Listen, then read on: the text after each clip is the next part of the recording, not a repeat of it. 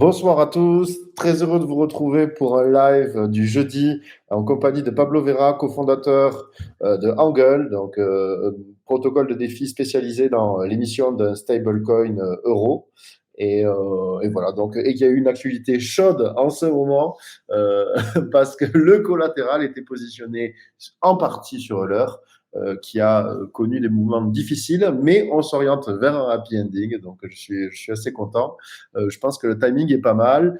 Tu vas pouvoir revenir sur ces moments intenses et nous préparer pour l'avenir. Donc là, je pense qu'il y a les gens qui arrivent, qui nous regardent. Le live sera rediffusé sur YouTube. Et en attendant, je te propose de commencer par le classique, c'est-à-dire une petite présentation de qui tu es, ta vie, ton œuvre, comment tu en es arrivé au crypto et pourquoi Angle. Merci de m'accueillir ici ce soir, Benoît. C'est un plaisir d'être là. Donc, comme tu l'as dit, moi, je suis cofondateur de Angle. Avant Angle et Ah, avant de faire des cryptos, j'ai pas de grande expérience professionnelle. J'étais étudiant, donc j'ai fait mes études à Polytechnique en France, et après j'ai fait un master à Stanford. Et Hang, c'est une aventure qui a démarré, on était trois, enfin on est toujours trois cofondateurs, mais bon, l'équipe qui contribue au protocole est maintenant plus grande. Et mes deux associés, eux aussi, étaient passés par Polytechnique et Stanford. Comment ça a commencé? Quand tu es ingénieur en France et après que tu vas faire tes études de master aux États-Unis dans la Silicon Valley, généralement, les gens, soit ça fait du conseil, soit tu fais du machine learning, l'intelligence artificielle, soit tu vas faire de la finance quantitative, soit le dernier truc, tu vas faire des métiers qui ont un peu plus de sens, aller travailler dans l'écologie, la transition écologique et tout ça. Il se trouve que dans la Silicon Valley, il y a toujours un biais pour quel est les nouveaux hot things. C'est eux, ils sont toujours un peu en avance sur tout. Et donc, mhm. nous, en ayant fait nos études aux États-Unis, on s'est retrouvés à avoir la chance de prendre des cours de crypto-monnaie, qui expliquaient un peu le Ah fonctionnement oui. des blockchains par des pontes. On ne savait pas à l'époque que c'était des pontes. On pensait juste que le cours était bien, mais on ne savait pas que c'était des pontes. Euh, et on a assez vite tombé dedans.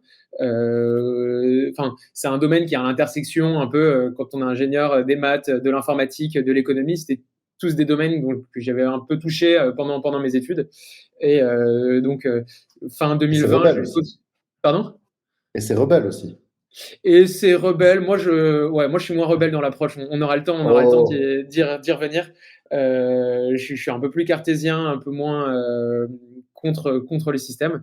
Et enfin, en tout cas, c'est pas. Je comprends qu'il y ait des gens qui défendent cet idéal et je respecte ça. Moi, je suis pas là-dedans pour cette raison. Euh, ok. donc on s'est retrouvé à prendre le cours. Je postulais après dans des boîtes crypto parce que je me disais toutes les autres, j'ai pas envie de faire du conseil, pas envie de faire de la finance, l'intelligence artificielle, je trouve Mhm. que c'est de l'artisanat, ça me plaît pas plus que ça. Et donc j'ai pas été pris dans des boîtes. Mais en même temps, fin 2020, je jouais avec des protocoles de DeFi, avec Compound, avec AV, avoir du yield sur des stablecoins dollars. Et c'est un moment où le dollar se casse un peu C'est la le gueule par défi rapport à Summer. l'euro. T'arrives dans le défi J'étais sur la Summer. fin du DeFi Summer. Ok. Sur la fin du DeFi Summer. Et je commençais à comprendre la puissance en fait de la finance sur les blockchains. Le fait que c'était possible de reconstruire un monde financier complètement ouvert, complètement transparent, avec beaucoup moins d'intermédiaires et donc potentiellement beaucoup moins de frais de transaction. Et je me suis Mais rendu pour moi, compte que ça, c'était c'est assez rebelle, dommage. hein. Ce que tu viens de citer, là, en tout cas, c'est innovant et révolutionnaire. C'est innovant, ouais. Il y a rebelle dans ce sens. Mm. Ouais, et donc je me rendais compte que c'était possible de faire mieux, mais qu'il manquait quand même des outils pour que ça soit vraiment mieux. Et c'est dommage qu'à l'époque, on pouvait avoir du 4% sur Compound, mais sur du dollar, et que en tant qu'Européen, dont la monnaie, c'était l'euro, de ne pas pouvoir accéder à ces opportunités sans risque de change. Et donc c'était ça un peu le point de Ouais. départ de Angle. On s'est dit, euh, la DeFi, c'est super puissant, mais donnons les outils à tout le monde de profiter de la DeFi, de se lancer dans ce tout nouvel écosystème financier sans aucun risque et en diminuant les barrières qu'ils ont avec déjà interagir la finance traditionnelle. Donc c'est ça le point de départ de Hong. Un autre des points de départ, c'est qu'on a beaucoup étudié le fonctionnement des protocoles de stablecoin à l'époque de Maker. On pensait Ok.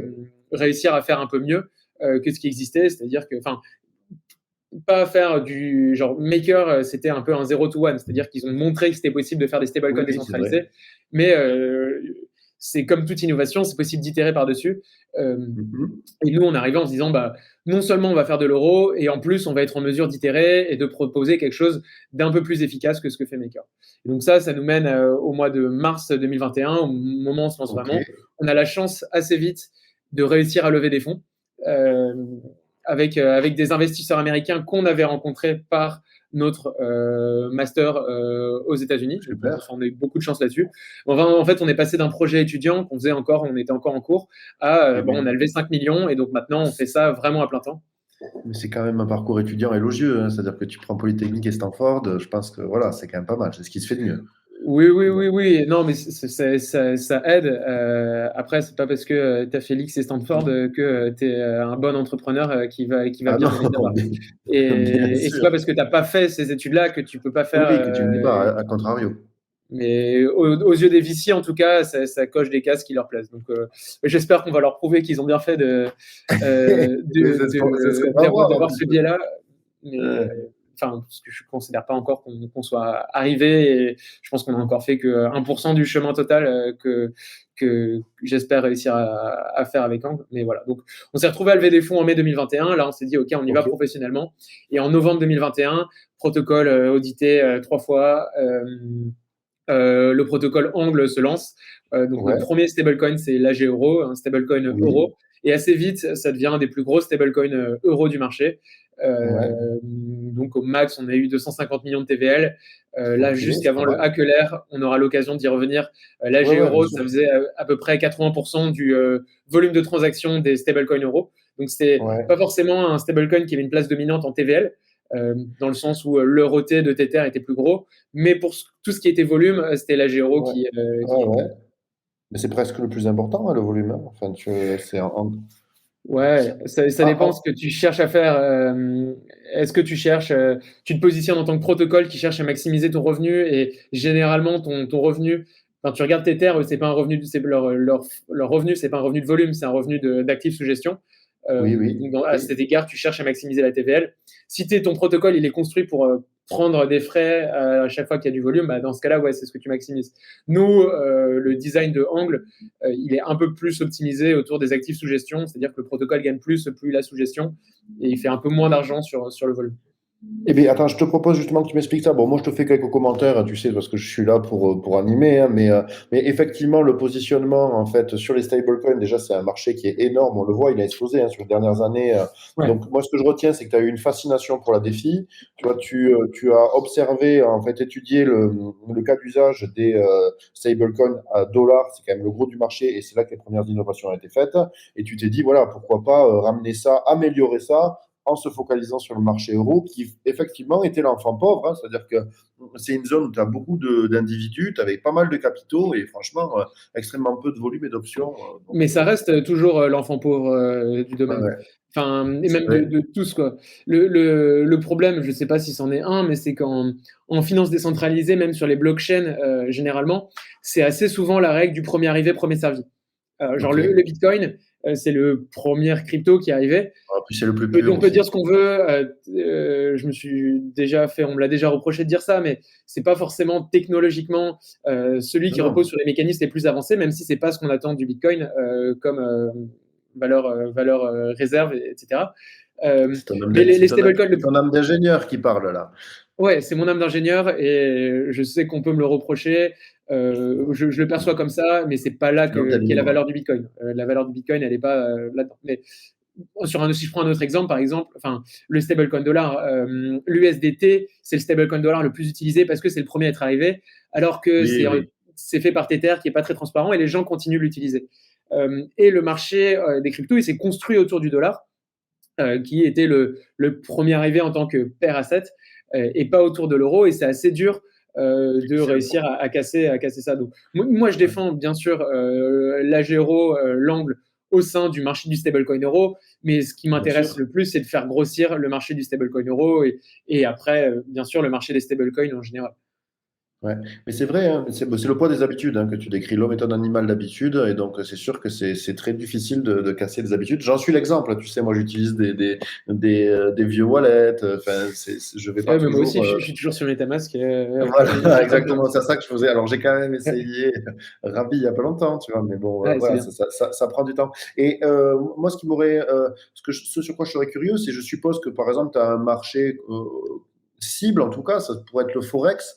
Quels sont, tu vois, les volumes et le TVL comparatifs? Parce que je pense pas qu'il y ait autant de différence sur le Forex entre le dollar et l'euro que ce soit en volume ou en profondeur de marché, que dans les cryptos. Dans les cryptos, c'est un différentiel, je ne le connais pas le grand écart, mais c'est un différentiel de 1 à 100, de 1 à 1000, je n'ai aucune idée. De 1 à Alors 1000, plus de 1 à 1000, ouais. OK. Et sur le Enfin, un Forex, peu moins de 1 à 1000, aller de 1 à 500 et quelques. En gros, la taille du marché des stablecoins euros, c'est 500 millions d'euros à peu près, max. ouais, Plus on est plus proche des 200, 300, enfin ça dépend. Le marché ouais. du stablecoin dollar, ça change tout le temps. Moi, le chiffre que Ben je là, dis souvent, c'est 140 milliards à peu près. OK. Parce qu'on avait, moi, je me souviens d'un Tether à 500 millions. 70, un glorieux Tether avec Ouais. toutes ses casseroles à Ouais, 60 après tu milliards de rajoutes les dollars. USDC, tu rajoutes le feu Voilà. BUSD. Euh, Oui, c'est vrai, ça, bon, lui, c'est fait ici. Ouais. Ouais. Et donc, Il s'est fait. non, là, t'as raison de souligner que tu regardes la taille des marchés Forex dollar-euro et la taille des marchés des stablecoins, il y a un rapport de force qui n'est pas du tout respecté entre les deux. Et nous, notre but, c'est au moins d'essayer de corriger cette imbalance.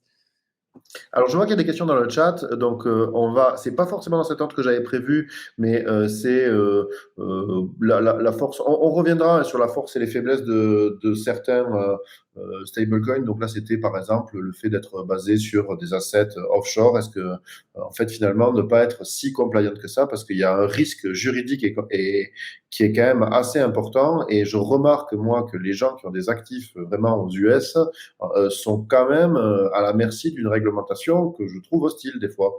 Tu vois, par exemple, tu as dit feu BUSD. Honnêtement, je veux dire, est-ce qu'ils ont vraiment protégé les consommateurs en défonçant le Paxos, tu vois? Bon, ça. Euh, donc moi, je suis pas du tout un expert de régulation et de compliance. Je te dis juste, nous, Mais vous, votre approche? notre posture chez Angle. Donc moi, je travaille chez Angle Labs, qui est une entreprise qui contribue au protocole Angle, qui est un Mhm. protocole décentralisé. Donc tout ce Oui. que je veux dire là, c'est les visions de Angle Labs, enfin, personnelles et j'espère de Angle Labs, des gens avec qui je travaille, et pas Oui. forcément celles de l'ADO. Nous, de Angle Labs, tout ce qu'on fait, on n'a pas envie que ça soit pour des Américains. Donc, on a l'interface qu'on développe qui permet d'interagir avec le protocole Angle. Elle n'est pas disponible aux États-Unis et dans tous les pays qui sont sur J'ai les listes vu, j'ai vu, de attends, sanctions. ouais, j'ai vu qu'il y avait un front-end qui était limité à la République de Centrafrique. Je me suis dit, mais pourquoi eux, C'est pourquoi des ils ont pays été qui ont des exclus, listes de ces sanctions. gens? C'est pas nous qui avons choisi ça. Mais donc, en tout cas, nous, en tant que développeurs d'un projet européen, bien sûr, sur la blockchain, bah, tu peux pas empêcher des Américains d'interagir avec tes smart contracts, mais tu peux au moins Oui, faire tout ce qu'il faut pour leur dire que c'est pas fait pour eux et leur oui. mettre des barrières pour qu'ils n'y accèdent pas. Et ça, nous, nous, ce que je souhaite pour Angle et pour la Géro, c'est qu'on soit compliant en Europe. Mhm. Et je préfère me conformer à ces juridictions. Et l'argument de Tether, c'est offshore, c'est plus protéger des attaques. Oui, c'est vrai à ce stade. Mais je pense que si tu as une vision un peu plus long terme, les cryptos, ça va devenir une industrie qui est régulée. Ça ne sera pas toujours possible de faire des arbitrages régulatoires et de se mettre dans des pays offshore où tu n'es pas sujet à rien. Après, c'est peut-être une vision un peu Oui. naïve, mais ça marche très bien pour eux en ce moment. Et si j'étais eux, je ferais peut-être la même attaque, enfin la même stratégie, mais à long terme, il faut quand même avoir un plan vers la compliance. Et le plan vers la compliance, en termes de prédictabilité, c'est l'Europe et pas les États-Unis qui, tu as l'impression qu'ils se tirent des balles dans le pied. À la fin, quand tu développes un stablecoin Étonnamment, ouais. euro, ton stablecoin euro, c'est un instrument de la Banque centrale. C'est un instrument de la politique monétaire des États, parce que si l'euro, si il y a de l'inflation sur l'euro et que l'euro perd en valeur, bah, le stablecoin euro lui aussi il perd en valeur. Mais si les gens ils tradent avec ton stablecoin euro, ça veut dire qu'in fine, ils tradent en euros. Et donc, ça veut dire que c'est du pouvoir de l'Europe qui est plus important sur le monde financier. Et là, Mhm. aujourd'hui, on voit tout ce qui se passe avec les pays qui se disent que pour le pétrole, ils n'utiliseront plus le dollar, ils vont settle en yuan. Y a eu pas mal de nouvelles récemment comme ça. Oui, oui. Et sur les stablecoins, c'est pareil. Un État, même s'il a intérêt à ce que les gens en crypto, ça soit trade en stablecoin de sa monnaie plutôt qu'en stablecoin dollar si c'est pas le dollar. Donc, je Un État comprends que. rationnel. Un État Pardon? rationnel. Un État Un État rationnel. rationnel. Après, il y a peut-être d'autres. À la fin, BUSD, c'est minime pour les Américains. C'est quoi? C'est 10 milliards de dollars. Ça leur change pas grand-chose. Et eux, c'est peut-être une façon de mettre des bâtons dans les roues de Binance, qui voient comme étant un peu l'État chinois. Je pense que c'est ça. C'est une façon sous fond de guerre économique avec la Chine. J'y connais rien. J'y connais rien. Ok. Non, mais en tout cas, ce qui est intéressant, c'est que toi, tu as révélé votre positionnement, qui est plutôt d'aller dans le sens de l'histoire. C'est vrai, moi, c'est quand même réaliste de penser qu'il va y avoir quand même une pression réglementaire et qui, Bah, elle qu'on le arrive. veuille ou non, Ouais, il faut s'y elle arrive. conformer, au moins au niveau du front. C'est-à-dire qu'après, il y a ce qui est sur la blockchain et il y a ce qui est sur le front. Et c'est à peu près un média, hein. Tu sais, un média, c'est pareil. C'est-à-dire que si jamais il y a des lois qui interdisent de communiquer avec certaines populations, c'est pas qu'on le fasse de bon cœur, mais s'il faut filtrer les adresses IP en filtrant, je veux dire, les Français, par exemple, et en continuant de s'adresser aux Belges, eh bien, voilà, on le fait parce que de toute façon, Ouais. tu es contraint de te conformer aux lois, donc qu'on les apprécie ou non. Ok, en tout cas, je te remercie pour cette proposition, donc ton historique, la proposition de valeur. On reviendra un petit peu sur les fonctionnements, les détails, le yield, etc. Mais là, en fait, le sujet du moment, c'est quand même l'actualité chaude. Je veux dire, en fait, la qualité d'un stablecoin dépend essentiellement des collatérales qu'il a derrière. Ensuite, je suppose qu'il y a une question d'efficience, la quantité de collatéral, je veux dire, le rendement, etc. Mais bon, donc il y a eu plusieurs événements dramatiques, c'est-à-dire que qu'est-ce qu'il y a en collatéral de l'AG euro, quels sont les collatéraux acceptés et où sont-ils stockés. Et je crois que justement, c'était pas au niveau de la... Alors, il y a eu les deux problèmes. Il y a eu les deux problèmes Ouais. parce que dans les collatéraux acceptés, il y a eu un événement, un signe noir quand même, qui est ce dépeg formidable de du USDC, pardon, qu'on a connu au moment de la faillite de la SVB, je pense, la Silicon Valley Bank, dans laquelle Circle avait ses actifs positionnés. Donc, du coup, on se retrouvait avec un USDC, on savait plus trop s'il était backé à 1 pour 1 avec des dollars ou pas. Voilà, ça s'est arrangé depuis. Mais il y a eu un événement quand même incroyable parce que beaucoup de gens dans les cryptos considéraient l'USDC comme le stablecoin dollar le plus sûr. Donc, était-il dans le lot de vos contreparties acceptées pour émettre l'AG euro? Ça, c'est un premier point. Et je suppose que ça met quand même un Oui. sacré bordel quand on se retrouve Ouais. avec un dépeg d'un actif qu'on a en collat. Donc là, vous avez dû apprendre un truc. Et ensuite, en plus, je crois que dans les particularités de Euler, c'est notamment optimiser les rendements en allant positionner ces fameux capitaux dans différents marchés de lending. Donc typiquement AAV le plus connu, mais on va retrouver Compound et notre ami Euler qui lui nous a fait une catastrophe. Ouais. Donc là, je pense que tu as vécu des moments difficiles. Est-ce que tu nous reviendrais, vous avez fait un très beau post sur votre site, est-ce que tu reviendrais sur ces événements traumatiques? Comment tu les as vécus? Qu'est-ce qui s'est passé? Quelles ont été les implications pour toi? Allez, on est confession, Ouais. on se met à table. J'espère que vous avez du temps. Non, Oui, avant de se lancer dans les explications, je pense que ça aide de faire un petit saut en arrière, ouais, vas-y. d'expliquer comment marche Angle et comment marchent même les Oui. stablecoins décentralisés pour comprendre comment on en est arrivé là. C'est peut-être ça le plus intéressant. Et après, bien sûr, je vais vous expliquer comment on a traversé cette période-là. Mais donc, l'AG-Euro, Angle, c'est un protocole de stablecoin décentralisé. Un protocole de stablecoin décentralisé, c'est une machine à absorber de la volatilité. C'est quelque chose qui prend du collatéral volatile et qui fait quelque chose de stable en output. Les stablecoins décentralisés, généralement, ils se lancent avec un modèle. Par exemple, Maker, ils sont lancés avec leur modèle de collateralized debt position, de position surcollatéralisée où tu mets de l'Ether, t'empruntes du DAI, et ainsi de suite. Voilà, et si la valeur de ton Ether baisse, tu te fais liquider, etc. Nous, Angle, comme je disais, on avait essayé d'améliorer par-dessus Maker. Le mécanisme avec lequel on s'est lancé, c'est un mécanisme qu'on appelle le core module. C'est un mécanisme qui permet à des gens de venir voir le protocole avec du collatéral et swapper ce collatéral contre des AG-Euro qui sont émis. Donc, tu vas voir le protocole avec un USDC, on te donne $1 d'AG-Euro. Si un dollar ou un euro, on donne un AG-Euro. Et maintenant, le protocole, nous, il porte un risque de change, c'est-à-dire qu'il a des actifs en dollars, mais ce qu'il doit aux gens, c'est des euros. C'est-à-dire que si tu viens revoir le protocole avec 1 euro, il faut que le protocole te donne 1 euro en collatéral. Donc, il faut qu'il ait des façons d'assurer qu'il a toujours plus d'euros en réserve que d'euros émis, plus d'euros en actifs que d'euros émis. Et donc, ce que le protocole fait, ce que Angle fait, c'est qu'il se couvre contre son risque de change dollar-euro en émettant des produits qu'on appelle des perpétuels futurs qui permettent. Donc, faut pas hésiter à me couper si c'est compliqué. Mais je passe vite parce que je pense pas que ce soit le cœur du sujet là-dedans. Mais en gros, le protocole émet des perpétuels futurs pour s'assurer contre son risque de change dollar-euro. Et en plus, il a une couche de surcollatéralisation par des gens qui prêtent de l'argent au protocole pour assurer le protocole dans les moments où il n'est pas bien collatéralisé. Donc, le core module de Hank, c'est une espèce de machine qui fait intervenir 3 types de personnes. Les gens qui veulent des stablecoins, les gens qui sont prêts à prendre du levier, à ouvrir leur perp et à assurer le protocole contre son risque de change dollar-euro. Ils font long le dollar, short l'euro, ce qui fait que le protocole peut être neutre. Et des gens qui cherchent du yield et qui vont prendre une partie des frais de transaction du protocole et qui vont prendre aussi... Ça, c'est les LP.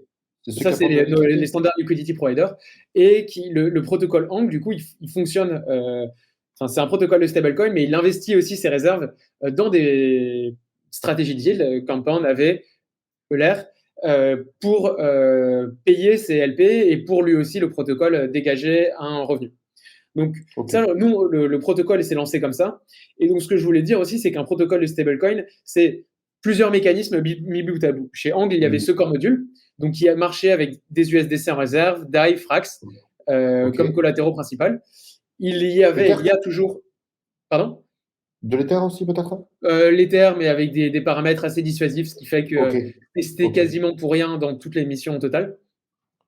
Ce qu'on appelle un borrowing module, un peu comme Maker, qui permet aux gens d'emprunter, et des mécanismes un peu plus compliqués qu'on appelle des direct deposit modules. Ça, c'est un peu comme ce que fait Frax, où le protocole va minter de la liquidité dans des pools à droite à gauche pour faire en sorte que la Gero soit plus liquide sans porter de risque au PEG et à la collatéralisation.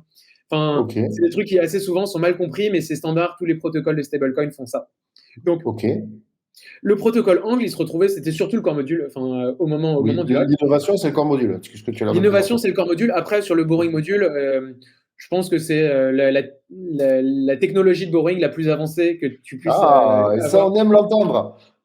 Non, mais oui, après, je me compare pas à des morphos qui, eux, sont très avancés sur les protocoles de lending et qui ont vraiment une vraie innovation. Je pense que nous, ce qu'on arrive avec notre borrowing module, mais c'est pas du 0 to 1, mais en termes de ce que propose ce borrowing module, c'est quand même une nette amélioration technologiquement par rapport à ce qu'il y a sur Maker, dans le sens où si tu te fais liquider, tu perds beaucoup moins que quand tu te fais liquider chez Maker. C'est beaucoup plus efficient. Ouais, c'est plus efficient, c'est vachement optimisé. En gaz, ça te coûte beaucoup moins cher. On a vraiment poussé le design le plus loin possible. On pourrait aller plus loin maintenant parce qu'on a quand même plus de bagages et plus de retours, on serait capable d'itérer. Bref. Donc, le protocole, c'était surtout le core module. Donc, au moment du DPEG USDC... quelles ont été les conséquences ? Ça, c'est ce premier acte étonnant. Disons que c'est première insulte aux statistiques, ou en tout cas, c'est un black swan. Ouais, c'est un black swan, parce que le protocole, il avait à peu près 30 millions d'USDC. La TVL du protocole, c'était 60 millions avant le DPEG USDC. Il avait entre 35 millions d'USDC en réserve, qui baquait 30 millions d'AGERO, et après, le protocole était aussi surcollatéralisé. Et donc, l'USDC DPEG, tu te retrouves avec un actif qui est censé valoir, ton protocole est construit pour valoir $1, et qui se retrouve à valoir 0,9. Il se trouve que le protocole Angle avait accumulé un surplus assez important. Donc, il était largement capable d'absorber cette perte-là, c'est-à-dire 30 millions de $1 qui valent plus, 30 millions de choses qui ne valent plus $1, mais qui valent 0,9 $. Il se trouve aussi que le protocole Angle était assuré contre le risque de change dollar-euro, mais il n'était pas exactement assuré contre le risque de change dollar-euro. Il était assuré en partie contre le risque de change USDC-euro. C'est-à-dire que le fait que l'USDC baisse, il y a plein de gens qui se sont fait liquider dans le protocole et qui ont permis d'accumuler un petit matelas de sécurité. Mais ce n'était pas suffisant. Donc, mathématiquement, ce qu'on appelle le surplus du protocole a un peu baissé au moment où l'USDC a débaissé. Ça, c'est pas un problème en soi parce que le protocole était conçu pour être capable d'absorber ses pertes. Il était conçu pour avoir son mécanisme. Les suspensions ont fait leur office. Les liquidations n'ont pas fait leur office complètement parce que le protocole n'était pas parfaitement assuré. Là où il y a eu un problème, c'est pas vraiment un problème, c'est que c'était codé comme ça et donc les contrats ont fonctionné exactement comme ils étaient censés fonctionner. C'est que les gens, l'AGERO tradait à 1 €. L'AGERO, le protocole, il vient de voir et dit tu vas voir le protocole avec 1 €, on te donne 1 € de collatéral. Et il y a des gens qui ont pris des positions longues sur l'USDC, c'est-à-dire quand l'USDC était à 0,9, des gens se sont dit moi je vais faire le pari que l'USDC il va remonter à 1 $. Et pour ce Bon, faire, je vais en acheter contre un AG euro à angle. Je vais donner un AG euro, je vais avoir 1,2 USDC en fonction de la valeur du moment. Donc, je vais acheter de l'USDC à 0,9 dollars pour revenir à la fin du week-end, le revendre au protocole à 1 dollar. Donc, je vais arbitrer le protocole angle. Le protocole s'est fait arbitrer à peu près pour 640 000 dollars à ce moment-là. Donc, 640 000 dollars de perte. Hein. C'est-à-dire que les volumes d'arbitrage étaient beaucoup plus importants que ça. On parle plus de dizaines de millions. Parce que vous êtes fait vider de l'USDC. 20 millions de TVL à cause de ce mécanisme-là. Tu sais, souvent, il y a le biais sur Twitter, les gens disent oui, les protocoles, il ne faut pas hardcoder le fait que un USDC, c'est égal à un USD. Si nous, on avait hardcodé le fait qu'un USDC, c'était égal à un USD, on ne se serait pas fait arbitrer comme ça. Après, mais bon, attends, après, tu pars du principe qu'il y a, parce qu'il y a repeg. Parce qu'il y a eu repeg. Et voilà, en l'absence de repeg, le hardcode. En l'absence de repeg, on aurait été très content de se faire vider tous nos USDC pour 0,9 plutôt que pour 0,7. Mais tu regardes après coup, Maker, c'était les grands gagnants de ce qui s'est passé là, parce qu'il y a plein de gens qui ont swappé leurs USDC pour du DAI. Et donc, ils se sont retrouvés avec 1 milliard d'USDC en plus de TVL. Un peu stupide, hein, parce qu'ils en avaient aussi en collatéral. Ouais. Le DAI aussi a des pegs, Frax a des pegs, mais ils ont des pegs et quand ils sont revenus aux pegs, ils avaient plus de TVL que ce qu'ils avaient au début du week-end. C'est pour ça que je considère que c'est un peu les gagnants. Mais après, je te dirai tous les plans qu'on a pour la V2 et comment tu peux améliorer les price stability modules. Ça, c'est notre sujet de recherche du moment. Je viendrai sur ça après. Mais globalement, nous, on avait un mécanisme c'était mal pris en compte par le protocole, le fait que des stablecoins comme ça puissent des pegs. Il se trouve que du coup, les freins ont été montés pendant le week-end pour éviter ces mécanismes d'arbitrage. Ce qui fait que le protocole a arrêté d'être arbitré. Les gens n'étaient plus capables de vendre leurs USDC. L'AG-Euro a légèrement des pegs parce qu'il y avait moins d'arbitrage qui était possible sur le marché avec le marché primaire, qui est le protocole. Et donc, au lieu de trader à 1 euro, il tradait à 0,99, 0,98. Ça dure un week-end. Le dimanche soir, il y a l'annonce de Circle. L'USDC repeg dans la nuit. Le lundi matin, le lundi matin, le marché repart. Nous, on est tout contents, on a plein de plans, on a compris tout ce qui n'allait pas dans le protocole sur le week-end. On se dit, en tant que contributeur du protocole, on va commencer à réfléchir à une façon d'améliorer les price stability modules. On a vu tout ce qui s'était passé chez Maker qui n'allait pas, tout ce qui s'était passé chez Frax qui n'allait pas, tout ce qui s'est passé chez nous qui n'allait pas. Et on avait plein d'idées de comment améliorer tout ça. Lundi matin, 10h, on avait déjà écrit un post-mortem sur ce qui s'était passé pendant le week-end. Et là, on reçoit les alertes. Euler se fait hacker. Le protocole, comme je vous ai dit tout à l'heure, il a des stratégies de yield qui investissent les réserves. 4 jours avant le hack, le protocole, il avait 5 millions investis sur Euler. Et la stratégie de yield de Angle, c'était une stratégie qui se voulait intelligente, dans le sens où elle investissait à la fois sur Compound, AV et Euler pour maximiser son revenu. C'est-à-dire qu'elle ne mettait pas tout dans un seul panier, mais elle faisait son allocation entre Compound, AV et Euler de façon à maximiser son revenu global, sans cap sur ce qu'il était possible de mettre dans un protocole. Comme le protocole a perdu la TVL pendant le week-end à cause du dépeg USDC, en gros, avant le week-end, il y avait 17 millions sur Compound, 17 millions sur Euler. À la fin du week-end, il n'y avait plus que 4 millions sur Compound et 17,6 millions sur Euler. Et donc, à 10h, Euler se fait hacker, les 17,6 millions sont plus accessibles. Et là, ça laisse un énorme... Donc, le trou dans la balance avait été contenu. Le protocole, il s'est sorti du dépeg USDC avec un surplus de 5 millions à peu près. Et là, le trou dans la balance, il est complètement mangé. Et le protocole, la première action à avoir, donc il y a des multisigs dans le protocole Angle. Donc c'est une DAO, mais il y a une multisig qui n'a pas le droit de toucher les fonds du protocole, qui peut juste changer des paramètres et poser au cas où il y a un Black Swan qui se passe. Et donc là, moi je suis signataire de cette multisig. On a vu le truc, on a directement tout posé le protocole parce que sinon ça risque de créer un mécanisme de bank run où tout le monde peut quitter le protocole, premier arrivé, premier servi. C'est-à-dire que les premiers repartent avec 1 euro. Avec 100%, et les derniers, au lieu, si tu as une perte par exemple de 30%, au lieu de la répartir 30% sur tout le monde, ça va être 0 perte pour certains et 100% de perte pour d'autres. Voilà. Et donc ça, c'était le premier réflexe. Ça a été, on pose tout le protocole. on impose Ouais. tout le protocole. La multisig de gouvernance, qui normalement n'agit que quand il y a des votes de la gouvernance, a aussi Ouais. agi ce qui est pour limiter le hack, parce qu'on s'est rendu compte du hack avant que la team Euler ne s'en rende compte.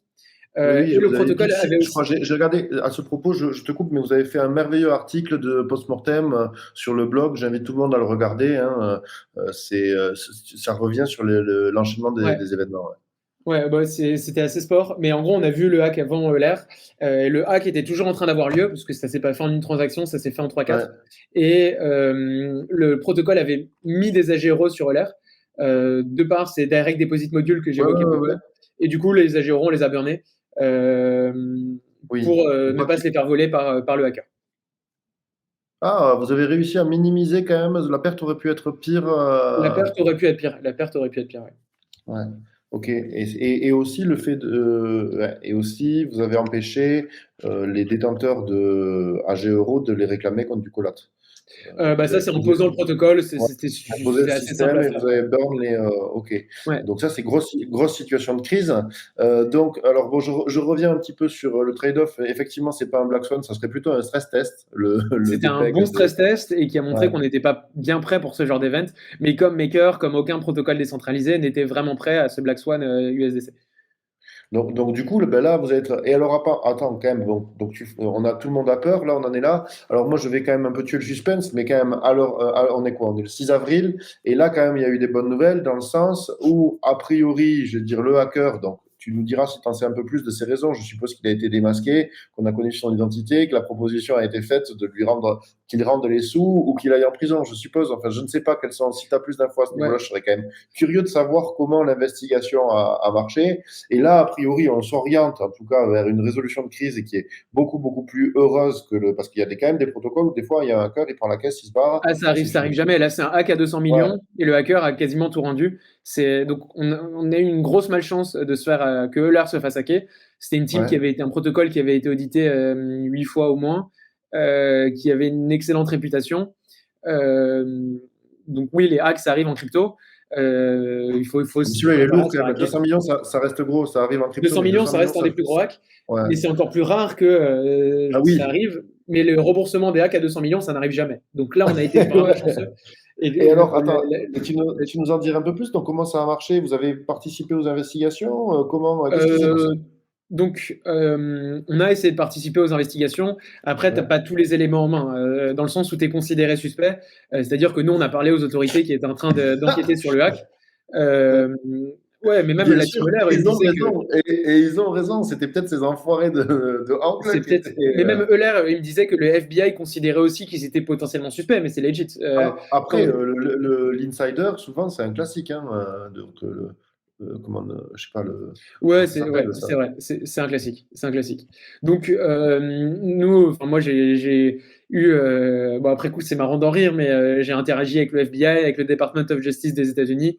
C'était Euh, sympa? C'était cool? C'était comment? ouais, tu sais un peu à l'américaine. Ça, ça doit être Non mais stressant quand même, non? moi je suis là pour vous aider, je suis là, enfin je représente, je travaille pour contribuer à un protocole qui est peut-être la plus grosse victime. Vous avez besoin de moi, vous appuyez sur le bouton, vous me réveillez à n'importe quel jour de la nuit. Si vous avez besoin de bras, je suis là pour aider. Euh, mais donc, les investigations, en fait, un truc que je ne m'étais pas rendu compte, moi, quand je vois un hack, le premier truc que je veux voir, c'est on-chain. Qui a fait le hack, comment l'adresse était fundée, Ouais, euh, ouais, ouais. d'où vient l'argent. Euh, et en fait, là où il y a le plus d'informations, c'est off-chain. Ah Euh, ouais, Ouais, parce ok. que là, le hack, a priori, c'était un hack opportuniste. Donc, soit tu es un État, tu es la Corée du Nord, tu es un hacker professionnel, tu fais que ça de ta vie et tu prends toutes les précautions dès le départ au moment du hack. Mais si Ouais, tu vois, tu es quelqu'un qui voulait forquer le protocole ELER, bah, ça veut dire que oui. tu n'avais pas de VPN au moment où tu étais sur GitHub, ça veut dire que tu as rejoint le Discord, ça veut dire que tu as relu la doc sans VPN. Et un hacker qui fait un hack opportuniste, il laisse énormément de traces avant même de faire son hack. Il y a son adresse IP qui est dans les logs GitHub et moi je suis le FBI, je vais voir GitHub, je leur demande les logs de qui a cloné le repo, qui était sur qui a regardé telle page de tel contrat qui s'est fait hacker pendant combien de temps. Et ça donne quand même Ouais. des informations Et oui, sur oui. le hacker. Donc je pense que le hacker a dû comprendre qu'il avait laissé beaucoup de traces. Et là, il faut regarder sur Discord aussi. Tu regardes, ouais, ce que j'ai déjà mentionné, mais tu regardes s'il y a des messages qui ont été supprimés, etc. Il a compris Oui. qu'il avait laissé des traces. Il a compris qu'on allait remonter à lui. Et en croisant sur des patterns un peu anormaux de gens qui regardaient énormément le contrat et qui arrêtent de regarder du jour au lendemain, Oui. euh, Ok, je ça, vois, ouais, ouais. ça te donne des indices. Donc, je ne sais pas s'ils ont retrouvé le hacker, mais je pense que mon interprétation, c'est que le hacker a compris qu'on allait réussir quand même, un moment ou un autre, à remonter vers lui. Donc, le hacker a un peu paniqué. Il se Qu'au trouve lieu, que, au lieu de gagner 200 millions, il allait passer sa vie en prison. C'est ça qu'il a dit, ouais, la mais réflexion du hacker. il aurait pu gagner 10%. Normalement, Ouais. tu gardes 10%, tu rends tout et c'est fait. Il se trouve qu'il a fait une énorme erreur, Ah, une erreur très, très grossière. C'est qu'il a envoyé de l'argent à l'exploiteur Ronin. Il a envoyé 1000 Ethers à l'exploiteur Ronin, donc c'est la Corée du Nord. Euh, ouais. à partir du moment où tu envoies militaire au hacker Ronin, à la Corée du Nord, Ouais. t'es pas seulement un hacker, tu finances le terrorisme. Et ça, aux yeux des Américains, c'est beaucoup plus grave. C'est-à-dire que même s'il avait gardé 10%, à partir du moment Ouais. où il a envoyé de l'argent à la Corée du Nord, même Oui. s'il rend tout, il sait que quoi qu'il arrive, il sera poursuivi jusqu'à la fin de sa vie pour avoir financé la Corée du Nord, ce qui est le plus Ah grave parce que merde, donc là, on en est là. Donc lui, en fait, il a rendu l'argent et il est toujours. Bon, écoute, hein, lui, quelque justement, part, il jusqu'à la en. fin de sa vie, il dormira pas sur ses deux oreilles, ça c'est sûr. Ok. Et donc, on a dû lui faire comprendre, et je pense que l'équipe Euler, les équipes qui négocient avec lui, ont été super fortes d'avoir le bon ton pour lui dire franchement, tu t'es mis dans la merde, maintenant on rend tout, parce que sinon tu vas que aggraver ton cas.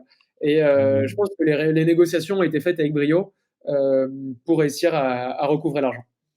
Ok. Euh, Bah ouais. écoute, donc là, on en est où? Sur ce qui a disparu et ce qui a été rendu. C'est Là, quoi il y a à peu le. près tout ce qui était rendable qui a été rendu. Ok. Là, il y a des discussions en ce moment au sein de la gouvernance solaire pour savoir comment la redistribution des fonds va se faire. Il y a Ça va être plusieurs un points bordel sur sans la liste. nom. Pardon? Ça va être un bordel sans nom. Ça va prendre du temps, je suppose, ça. Non, bah moi j'étais comme toi. Je pensais que ça allait prendre Ouais. un mois, 2 mois. Et en Ouais. fait, l'équipe de Euler Labs qui contribue au protocole Euler a mis une proposition hier. Ouais. Ils n'avaient pas l'air d'être très ouverts à la discussion, ce qui les expose fortement légalement. Je ne sais pas si c'est un bon choix de leur part, mais ils ont fait une proposition. Nous, ça nous arrange, ça va aller vite. Mais il y a des choix à faire, tu vois, parce que comment tu traites les gens qui ont emprunté au moment du hack, comment tu traites, parce que le hacker, lui, il a converti, il a volé des USDC, mais il les a convertis en Ether, de l'Ether qui a pris de la valeur, bah, tant mieux. Mais est-ce que l'upside de valeur en Ether, tu le redistribues aux gens aux victimes du hack, ou est-ce que tu le gardes pour toi? Moi, mon point, c'est que ça doit être redistribué aux victimes du hack, mais Oui. j'entends l'argument opposé. Et qu'est-ce qui a été Euh, proposé? Franchement, là, allez lire si vous voulez la proposition. C'est un peu nébuleux, je trouve, dans le sens où Ok. c'est pas très clair. Tout le monde a son interprétation différente. Moi, j'ai ma compréhension, c'est-à-dire qu'il regarde d'abord la valeur nette des positions en enlevant la dette en prenant en compte la valeur de la dette au moment du hack, mais après, il regarde la valeur des actifs à un moment qui sera dans le futur pour savoir quelle share sur les actifs tu as. Ok, bon, il y a eu quelques. Ah mince, Assez attends. compliqué. Ouais. Ouais, tu m'entends? Quelques dramas en perspective. Quelques dramas Ouais, en perspective, mais. quelques dramas en perspective.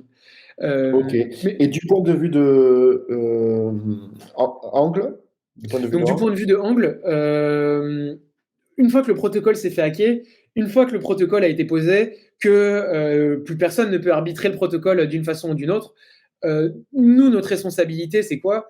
C'est de faire en sorte que tout le monde, et pas que les insiders, ait accès, enfin ça, je reviens de 3 semaines en arrière, que tout le monde ait ah ouais, accès à l'état du protocole, que tout le monde ouais. comprenne ce qui manque, ce qu'il y a.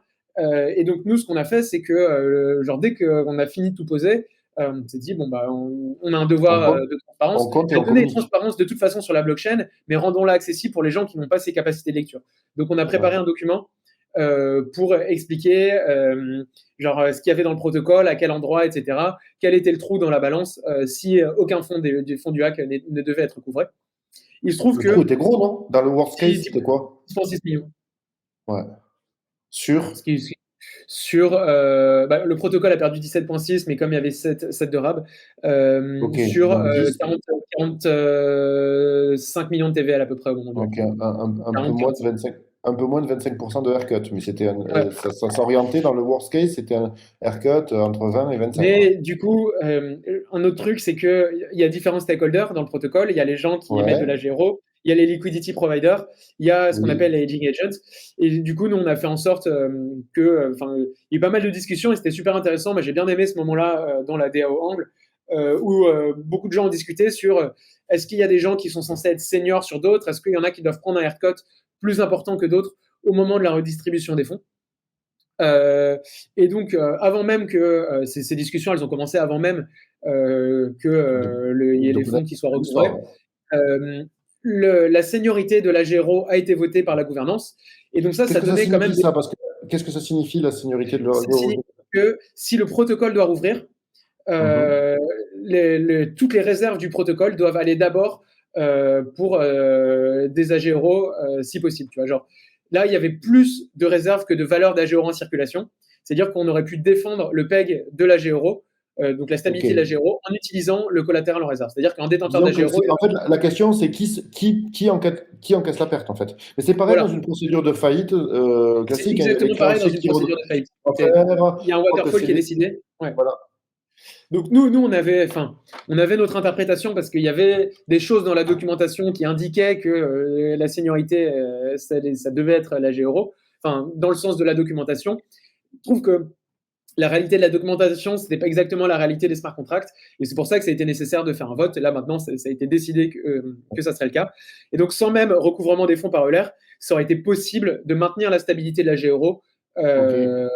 Donc les AGERO ne prêtent aucune perte, mais en revanche Ouais. que les autres acteurs, les standard liquidity providers, ce qu'on appelle nos hedging agents, eux prennent un Ouais. haircut beaucoup plus important, de l'ordre de 90%. Ouais. Oh, Euh, waouh. donc là maintenant, Ouais. on sait que la GRO est senior à l'état actuel. On sait que le protocole. Oui, ouais, je vois la blague de Ron premier qui Ouais. met qu'on ne parlait pas d'aujourd'hui. Ça me fait marrer en termes de seniorité. Mais ouais, c'est un mot, je l'ai beaucoup trop utilisé dans ces dernières semaines. Je sais pas J'utilise peut-être trop par rapport à ce que je devrais. je Euh, sais pas quel serait l'équivalent français. Je sais qu'il y a quelque chose, c'est les priorités, le ouais, dernier. je crois que c'est vraiment la seniorité le mot. Hein. Ah, ok. Ouais, c'est seniorité. Peut-être c'est l'ordre de priorité, je sais pas. Euh, mais donc la seniorité a été votée. On sait que l'argent va revenir de l'air. Nous, mais on ne sait pas exactement sous quelle forme, etc. Donc on a mis une proposition sur le forum de gouvernance pour donner ce que pour nous est une bonne voie pour relancer le protocole, même si les fonds de l'air ne sont pas recouvrés. Genre, si les fonds de l'air doivent arriver dans 2 mois, en tant que protocole de Oui. stablecoin, euh, chaque minute où le stablecoin n'est pas au PEG à 1 euro, c'est un impact sur la réputation du stablecoin. Euh, Après, une créance, tu vois ce que je veux dire, ça a de la valeur quand même. C'est juste que la liquidité, c'est pas très différent d'un bon, tu vois, avec une maturité de quelques mois. non, non, c'est Tu clair, vois. c'est clair. Mais bon, Mais- là, ta créance, les gens valorisent que la Gero, c'est une créance qui vaut 0,98 euros avec un discount de 2%. Nous, on veut que ça vale 1 euro. Parce que les premiers gens qui l'achetaient, ils l'ont acheté en se disant ça va valoir 1 euro. Ouais, bien sûr, bien Euh, sûr. Et là, ça ne vaut pas 1 euro parce que c'est pas Ang qui s'est fait hacker, c'est Euler dans lequel Ang l'avait mis. Et On peut ouais, mais reprocher à bon, la DO une mauvaise gestion du risque. Euh, mais c'est par effet de domino, par effet de disons que. domino, Ang le tombe. Ouais. Ouais. Et alors attends, déjà, moi comment sont prises ces décisions? Donc c'est Tout par par vote. justement, ouais, tout par vote. Donc c'est qui vote? C'est les détenteurs de VE Angle? C'est les C'est qui? détenteurs de V-Angle. Donc là, c'est Euh, vraiment à la DAO à l'ancienne. Il c'est n'y a à pas la eu de DAO. cafouillage? Il n'y a pas eu de Moi, cafouillage, de drama, non, de je choses comme trouve ça? pas. Non, franchement, c'est pour ça que je disais avant que je trouvais que c'était un bon épisode pour la DAO Angle, dans le sens où il y a eu des points différents à gauche. Tout le monde n'était pas d'accord. Nous, on a essayé de rester assez neutre parce que on garde quand même. On n'a pas du tout chez Angle Labs enfin, en tant que les individus d'Angle Labs, on n'a pas la majorité du pouvoir de vote. Euh, mais on a une influence parce que c'est nous qui sommes le plus dans le protocole. C'est nous qui avons développé la plupart des contrats, donc on comprend le mieux ce qui se passe. On a essayé de rester assez neutre. Et Erratic Ape fait une petite blague assez sympa parce que dans les DAO, il y a l'exemple de Arbitrum là, qui a fait des prises de décision qui étaient assez litigieuses. Donc, je me Ouais, demande si ce serait pas nous, ça même si, exactement. enfin, si ça avait été pas ce que j'aurais voulu, bah, ça aurait quand même été implémenté ce que je ne voulais pas, enfin, ce que je ne pensais pas être la bonne décision. Oui, oui, oui, Mais c'est-à-dire donc, que. il y a quand même un consensus qui a réussi à émerger.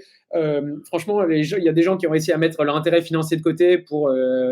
Euh, Mais par exemple, tu vois, je veux dire, si les LP avaient été des grands détenteurs, les gens qui possédaient ouais, euh, beaucoup de tokens de vote, et là on ouais. vote un haircut de 90%, disons que les conséquences du vote ne sont pas les mêmes pour tout le monde. Donc, Les vous conséquences ne avez. sont pas les mêmes pour tout le monde. Et Ouais, franchement, moi, j'étais impressionné de l'honnêteté intellectuelle de beaucoup des LP qui étaient prêts en votant pour la seniorité de la GRO.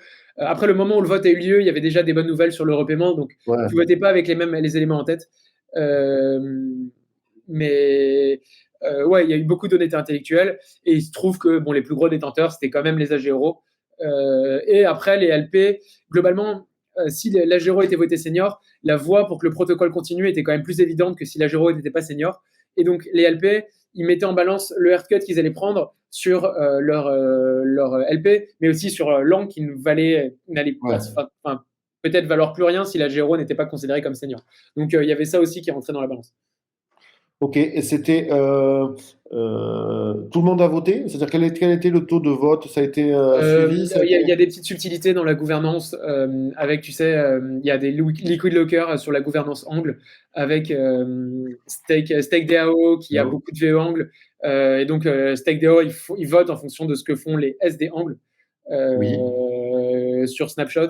Et donc, le taux de oui. participation, c'était à peu près 70%, Ah, c'est pas mal quand même. 60-70%.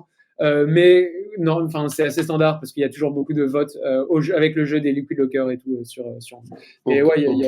c'était un gros. Ça serait comme des délégués, c'est des députés, ça. C'est-à-dire que c'est des C'est gens un qui peu comme vont. des délégués, mais qui votent en regardant notre vote. Tu vois, genre c'est des Ok. délégués, mais ils votent que votent les gens au sein de la délégation. Ok, ok, ok. Bon, mais ça c'est intéressant déjà. Mais franchement, au niveau vu comment ça s'oriente, c'est-à-dire vers un retour des fonds, vous avez à la fois testé le DPEG de l'USDC qui n'est pas un Black Swan, c'est vrai, parce que c'est pas une inconnue, c'est-à-dire que c'est quelque chose qui est quand même prévisible, mais qui est quand même très pénible. Donc ça, vous avez pu le tester. Ensuite, je suppose que vous avez pris des conséquences. Donc comment vous allez continuer d'optimiser en fait votre stratégie de yield en jouant sur différents. Parce que vous pourriez aussi aller sur Morpho. Donc, il y a Ouais. comment vous allez gérer ce risque Alors, le- et l'optimisation des yields. Parce que l'un et l'autre, l'un ne va pas sans l'autre. moi, je te dis, c'est ma vision là. Ce que je dis, c'est ce que je pense qu'on va proposer à la DAO. C'est peut-être pas la voie qui va être adoptée. Donc, il y a beaucoup de leçons à tirer du hack et du DPEG d'avant. Ouais, Nous, on pense que le DPEG, il a montré que le mécanisme de core module, c'est un mécanisme qui a marché pendant oui, 2 ans. La mais qui Gero n'est a pas toujours maintenu suffisant. son PEG, mais c'est un mécanisme qui est peut-être trop risqué, Ok, qui ne scale pas à 10 milliards, 100 milliards, à la taille à laquelle nous, on aspire à arriver. Donc, on réfléchit là, en ce moment à un mécanisme complètement différent pour le core module, c'est-à-dire que le borrowing module et direct deposit module continueraient toujours d'exister parce qu'eux, ils ont très bien marché. Et dans le nouveau mécanisme auquel on réfléchit, il n'y aurait pas forcément d'investissement des réserves du protocole dans d'autres protocoles. ok, En fait, ce qui nous intéresse, nous, c'est faire un price stability module, un peu comme Scamaker, mais qui soit résilient et capable de résister ou d'absorber un des pegs d'un des stablecoins qui est dans le basket, qui est dans du price stability module. Et ok, au coup, s'il y a un des pegs d'un des actifs du basket, donc par exemple, si l'euro C des pegs pour l'AG euro, et ben on soit capable exactement de dire quelle va être l'exposition maximum, quelle va être la valeur du DPEG, et que ça soit très prévisible en fait pour tout le monde, à quelle valeur tu puisses redeem mhm, ton AG euro. Et que tous les mécanismes soient hard-codés d'avance, que tout aille de façon automatisée, complètement transparente, mais avec une gestion du risque qui est hard-codée dans le contrat, vraiment optimale. Donc, on va publier un white paper pour ça. Je pense qu'on a ok, fait des découvertes assez intéressantes. Euh, On s'inspire aussi d'autres protocoles comme Gyroscope, un stablecoin dollar qui a eu des innovations, qui ne sont pas encore lancées, mais qui, Je ne qui, connais qui pas du arrivent tout, avec ouais, des parce que là, innovations. ouais. Ouais, bah là tu es dans le rabbit Ouais. hole stablecoin, Mais ça, c'est ce qu'on en gros, aime. C'est ce qu'on aime. tu vois, les Price Stability Modules, donc un USDC pour un DAI, un USDC pour un Frax, ou nous un USDC à la valeur de l'Oracle pour un AG euro, c'est des choses qui sont encore en état de recherche. Et nous, on veut se construire autour de ça. Donc, une vision de angle autour d'un Price Stability Module, mais super résilient avec des réserves transparentes où tu es capable d'absorber, enfin, de limiter la casse en cas d'un dépeg d'un des actifs. C'est-à-dire que, tu vois, mettons que Maker, par exemple, j'ai en réserve de l'USDC et, je sais pas, du GUSD.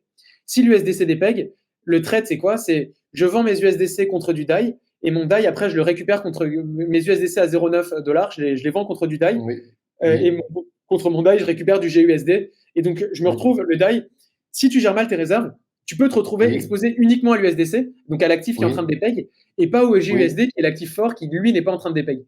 oui. Et Mais mettre en place les gars. c'est classique d'un AMM qui se vide, enfin qui se. C'est un AMM qui se vide.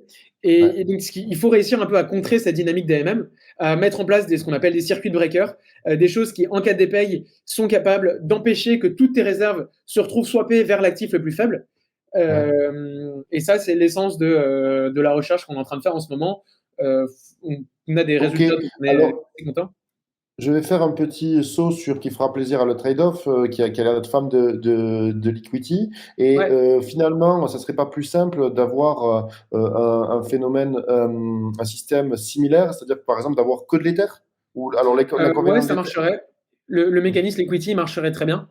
Euh, Après, Pourquoi ce choix d'avoir un basket de ouais. stable USD plutôt que d'avoir, par exemple, j'en sais rien, disons Ether ou WBTC? Bon, Donc WBTC, je vois ça, pas ça, l'intérêt. on l'aura quoi qu'il arrive via notre boring module. La raison qui fait que on va pousser pour être un peu plus biaisé vers un modèle qui n'est pas celui Liquidity. Le modèle Liquidity qui, je suis d'accord avec le trade-off, qui est un modèle incroyable, très résilient. Après, pour la petite histoire, Liquidity, il y avait un moment où ils sont lancés où ils auraient pu péter parce que quelqu'un, il y aurait pu avoir une liquidation qui aurait vidé complètement la stability pool. Le protocole aurait explosé, le LUSD n'aurait plus été backé. Euh, et personne n'a appuyé sur le bouton. C'était de l'ordre de 3 minutes, une liquidation à 1 milliard qui n'a pas eu lieu. Et donc, le modèle complètement Justin Chain? décentralisé, ouais, c'était au mois de mai 2021. Il n'y a pas grand monde qui en parle, parce que là, c'est un modèle qui marche très bien, mais c'est pas un modèle qui marche tout le temps. Attends, mais c'est intéressant ce que tu dis, hein, parce que euh, tu penses qu'il est plus fragile, ce modèle, avec un Non, seul. je pense pas qu'il soit plus fragile. Je pense mon argument qui fait que je m'oriente moins vers un modèle à l'equity, c'est que je pense qu'il est Oui, un peu moins scalable. Moi, ce qui ok. m'intéresse dans la construction d'un stablecoin, dans le développement d'un stablecoin, c'est la mission du début. C'est la Oui, possibilité de créer un actif d'échange avec les gens, reconstruire un monde financier. on-chain. Classique, on-chain, avec les gens qui scalent à des 1000 milliards, où toute l'économie demain peut reposer sur ces stablecoins. Avec le mécanisme à la liquidity qui repose sur une surcollatéralisation en Ether, des gens qui empruntent, c'est un peu comme Rai, genre quand tu es dans la pleine décentralisation, tu fais un peu un trade-off de scalabilité, et c'est un peu moins facile à grossir. Genre en gros, ça marche en bull Ouais. market, Mais, le LUSD, mais ça, quand les gens sont bullish sur l'Ether et prêts à prendre du levier. ok. Mais ça, c'est vrai avec n'importe quel projet over-collatéralisé. C'est-à-dire que c'est le problème d'une contrepartie. Même, tu vois ce que je veux dire en banque, si tu veux être très efficient, il faut être sous-collatéralisé. C'est l'idéal. C'est-à-dire que la réserve fractionnaire, en fait, elle est plus, même si elle est risquée, elle va vers les bankrun, mais je suppose que c'est le modèle de Frax. Frax, justement, ils sont légèrement Non, sous-collatéralisés. ils sont en train d'abandonner ça, hein. Et ils Ah ouais, abandonnent ok. leur réserve Moi, je pensais que fractionnaire. Ouais, ouais. je pensais que Ils c'était savent pour que ça marche pas. l'efficience. Je Non, ça pensais que marche ça pas. permettait d'avoir un modèle plus efficient. Non, ça marche pas le modèle Frax. Ok, mince. C'est entre UST et Frax et là ils vont shifter vers un truc qui reviennent à 100%. En fait, mais Ah tout le ouais, monde converge, ils hein. ils ont eu peur? Je pense qu'ils ont eu très peur au moment de Luna. Ouais. Ils ont eu très très peur. Ok. Parce qu'il y avait une phrase de Mark Zeller que je trouvais pas mal, en fait. C'était que la différence entre un poison et un médicament, c'est souvent le dosage. Et c'est-à-dire que l'UST, effectivement, c'était sous-collatéralisé, mais c'était sous-collatéralisé comme jamais. Donc forcément, ça a pété. Mais peut-être que, tu vois, je trouvais à titre personnel, mais sans être spécialiste de ce Non, mais système-là, que c'était t'as raison. élégant de l'avoir à 5-10% tu vois, de Je parlais à un sous-collatéralisation, enfin prof de d'économie de collatéralisation l'X. avec le token maison. Je parlais à un prof d'économie de l'X qui a beaucoup étudié, qui défendait le même point que toi, sur le fait qu'à 5%, la réserve fractionnée, ça peut marcher. Là, Frax, ils sont en train de faire le move inverse. Le prof Ok, m'a défendu corps et âme, c'était mon prof d'économie à l'X, qui me ouais. défendait corps et âme qu'un mécanisme à la Frax, ça pouvait marcher. Bon, mais oui, mais bon, après, Donc, tu sais, le marché est plus fort que n'importe quel expert, donc ouais. s'il s'en éloigne, c'est que, voilà. Et toi, en tout cas, c'est quelque chose que tu trouves trop risqué, et en plus, avec vos expériences personnelles, donc tu as plutôt l'air de vouloir aller vers plus de sécurité, donc c'est Non, pas ce qui te l'equity, tente. par rapport à l'equity, c'est Et, pas la et sécurité, hein, c'est plus la l'equity, c'est scalabilité. l'efficience. C'est Ouais, c'est l'efficience. l'efficience. Ouais. Ouais, ok, très bien. Et, Parce que, en fait, et le parce qu'à la problème, fin, c'est tu vois, qu'ils ont qu'un actif. Et ce serait quoi? C'est qu'ils ont qu'un actif qui est très volatile, donc qui nécessite plus de collatéral que si on prend un basket de stablecoins qui sont eux-mêmes très liquides en plus. ouais, exactement. Ok. Exactement. Mais nous c'est-à-dire qu'on joue un peu sur les deux tableaux, dans le sens où le borrowing module de Angle, bah, tu peux mettre de l'Ether, emprunter de la l'AG et ton AG il est collatéralisé par de l'Ether. Un protocole de stablecoin, c'est pas qu'un mécanisme. Nous, on aura Oui, le oui. mécanisme de basket, enfin, si c'est approuvé par la DAO, si on arrive à prouver que le mécanisme marche, le borrowing module. Ou alors, si on reste comme on l'était avant, on garde notre core module, le borrowing module. Euh, et Ok, attends, et c'est très intéressant. Attends, je continue de te cuisiner, hein. non, Je il suis faut me navré. cuisiner. Je suis navré. Alors, il y a dans le marché des stablecoins, maintenant, moi, je l'ai connu émerger, je l'ai vu émerger aux alentours de 2014, et j'avais pas osé pendant ce grand bear market mettre mes cryptos parce qu'il y avait que Tether, et Tether c'était quand même du rock. J'avais vécu des traumas, j'avais pas osé. C'était une erreur. Mais maintenant, quand même, on est en 2023, donc il y en a, je sais pas, il y a des dizaines de produits. Ouais. Quel serait ton produit préféré niveau dollar? Parce que vous, c'est pas le même marché. Donc, que tu trouves le premier, le 0 to 1, comme tu dis, c'est Maker. C'est pas Ouais. forcément, tu l'as comparé à Bitcoin et tu le trouvais pas forcément le plus innovant. En l'état de l'art, quels sont les chevaux que tu aimes bien? Donc, il y a le positionnement de l'equity qui est moins efficient, mais qui est peut-être plus résistant à la pression réglementaire. Tu vois ce que j'ai? Parce que moi, il y a quelque chose Ouais, aussi. qui me fait très peur, c'est la pression réglementaire. J'ai pas aimé ce qui s'est passé pour BUSD, parce que moi, pour moi, c'était purement une attaque réglementaire. C'était pas forcément, je veux dire, ni technique ni commercial. C'est-à-dire que le marché aimait ce coin-là. Je dis, à mon avis, il était quand même collatéralisé, donc c'est purement une attaque réglementaire. Voilà, l'equity est parfaitement immunisé contre ça. Et, Ouais. mais Moi, moins efficient. mon Ouais. cheval préféré, c'est Maker. Ah ouais, ok. Ouais, c'est le modèle qui se reproche le plus en fait de la vision que j'ai euh, pour un stablecoin. En gros, et Frax aussi, Frax, je trouve ça vraiment solide. Enfin, je trouve l'équipe qui contribue le plus au protocole vraiment incroyable. J'ai énormément de respect pour Sam Kazemian, pour Travis, enfin pour toute l'équipe. D'ailleurs, ils nous ont beaucoup soutenus au moment du hack où bah, on pensait que le protocole c'était fini. Ouais. Bah, merci à eux d'avoir été là pendant ces moments-là. Euh, mais le modèle Maker, moi, c'est un modèle que je trouve très bien et c'est un modèle vers lequel on tend avec des différences techniques avec Angle, mais à la fin, Frax Maker et Angle, ça sera similaire. Je pense que le modèle Angle Ok. sera plus robuste. Je prêche pour ma paroisse parce que on Ben, arrive c'est après, donc normal. on est capable d'améliorer et d'itérer par-dessus. Enfin, on a vu ce qui marchait pas et on est capable de faire mieux. Donc nous, on sera plus résilient. On arrive avec un modèle qu'on voudra plus résilient en 4DP que le SDC. Mais à la fin, qu'est-ce que tu défends quand tu es Frax ou quand tu es DAI? Tu défends le fait que un stablecoin, en gros, il y a plusieurs use cases. Tu as l'use case de paiement, c'est-à-dire envoyer de l'argent partout dans le monde avec un stablecoin, c'est la façon la plus efficace d'envoyer de l'argent. Oui, Et tu as un oui, use case de yield. Maker oui. et Frax, ils sont un peu dans ce use case de yield-là, où Ok. quand tu possèdes genre du DAI et du Frax, leur but, eux, c'est que tu aies le yield le plus important possible à distribuer aux détenteurs de Frax et détenteurs de DAI. Et comment tu arrives Ouais. à distribuer un yield natif aux détenteurs de ton stablecoin? Moi, j'aime Tu bien arrives ça. Ouais, Vas-y, mais donc, vas-y. tu as un yield, bon, tu peux donner du faux yield sur les stablecoins. Sur la page Earn de Angle, j'appelle ça du faux yield, c'est-à-dire que c'est du yield sponsorisé, c'est de l'inflation L'émission. de token, c'est des L'émission. émissions. Après, le protocole est capable de générer un revenu, donc ce que tu émets, ça se reflète dans un revenu derrière. C'est pas que du faux, tu vois. Oui, oui, bien Mais sûr. un yield, un protocole, comment un protocole comme Maker génère un yield? Lui, il a son Price Stability Module Maker qu'il utilise, il pourrait l'utiliser pour le placer en DeFi, mais il l'utilise pour faire des choses en Reward Finance, pour acheter des bons du trésor. En off-chain finance, Ouais, comme en dirait. off-chain, ouais, en off-chain, mais de façon globalement assez transparente. Il l'utilise aussi, il pourrait l'utiliser, nous, c'est ce qu'on ambitionne de faire avec Ang, tu vois. Moi, ce que j'aimerais faire avec le protocole, c'est unlock de l'utilité, créer de l'utilité financière à des choses en DeFi sur des choses que tu peux pas faire en finance centralisée. Aujourd'hui, tu as des commercial papers au bilan de ton entreprise, tu peux pas l'utiliser pour prendre des prêts en banque.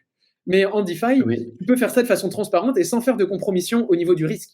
Genre, moi, je suis une entreprise, j'ai des commercial papers qui sont tokenisés par je sais pas qui. Bah, demain, j'espère que tu pourras l'utiliser pour emprunter de la GEuro. Et cette commercial paper, c'est quoi? C'est de la dette, par exemple? C'est des bons d'entreprise. Okay, ouais, voilà. c'est la dette d'entreprise. Ouais. C'est de la dette. Ouais, c'est la dette. Ouais. Ou même, tu vois, tu pourrais prendre des bons du trésor. Moi, genre, tu prends des bons du trésor euro, tu empruntes de la GEuro, ton AGEuro, tu le swaps contre plus de bons du trésor, et ainsi de suite. Et ça fait que le coût d'emprunt que tu payes 2% pour emprunter ton AGEuro. Ce coût d'emprunt, on est capable de le distribuer à tous les autres détenteurs d'AGEuro, tu vois. Et donc, en faisant un système comme ça, où les gens, soit tu veux te prendre du levier sur des produits financiers classiques, parce que tu peux pas le faire facilement en finance traditionnelle, parce que tu as beaucoup de friction, parce qu'il faut avoir des montants minimum. Donc ça, c'est une valeur que tu apportes en étant stablecoin décentralisé. Mais en parallèle, tu peux créer un produit d'investissement super facile où tu donnes un yield, je sais pas, un yield à 1-2%, payé par les gens qui empruntent parce que tu leur donnes de la valeur à laquelle ils n'ont pas accès dans le monde financier classique. Et tu crées un livret A, je sais pas s'il faut appeler ça un livret A, mais un produit de savings qui repose sur des assets qui sont on-chain, des assets et des liabilities pleinement transparentes on-chain, alors que ta banque qui te paye, je sais pas, sur ton compte épargne. Là, tu prêches un convaincu. Ça, c'est la magie de la DeFi. Donc, en fait, c'est non custodial. Souvent, c'est non KYC. C'est transparent.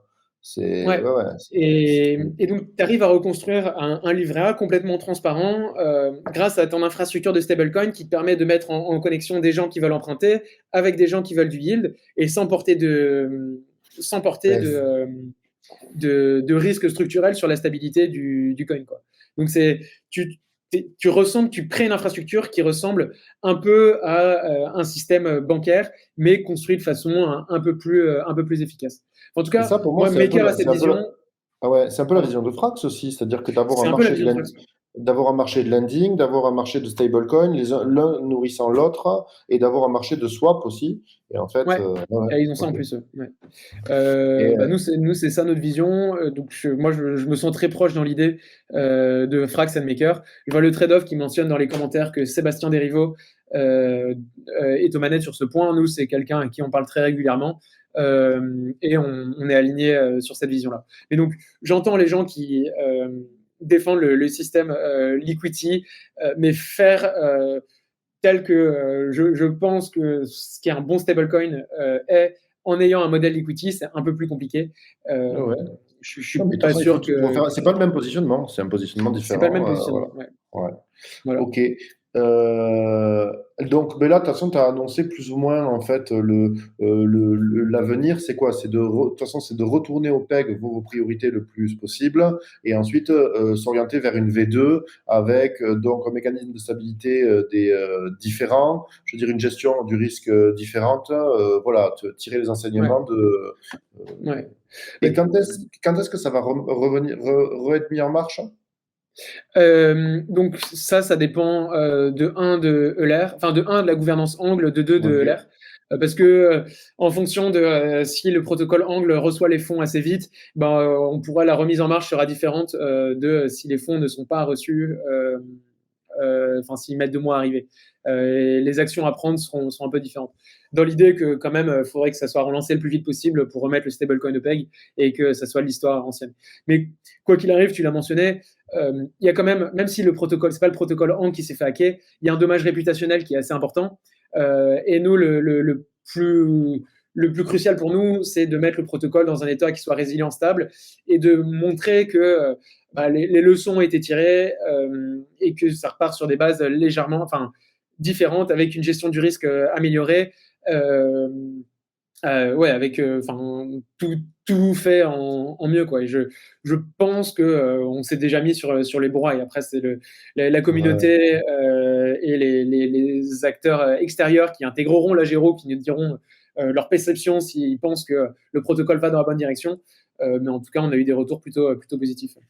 Moi, je trouve que ça craint moins de se faire hacker indirectement que de se faire hacker directement, déjà. Je veux dire, le protocole en lui-même, c'est pas, voilà, n'a pas été cassé. Et après, peut-être qu'il aurait fallu mettre des paramètres différents sur Ouais, l'heure qui étaient plus récents que sur AAV, où finalement, il aurait fallu, au détriment du yield, hein, parce que forcément, vous avez fait ouais. des choix d'optimisation du yield, et voilà, ça c'est sûr. Mais en tout cas, ouais, vu comment ça s'oriente, à titre personnel, moi, je trouve ça, je suis quasiment persuadé que ça finira par être positif quand même.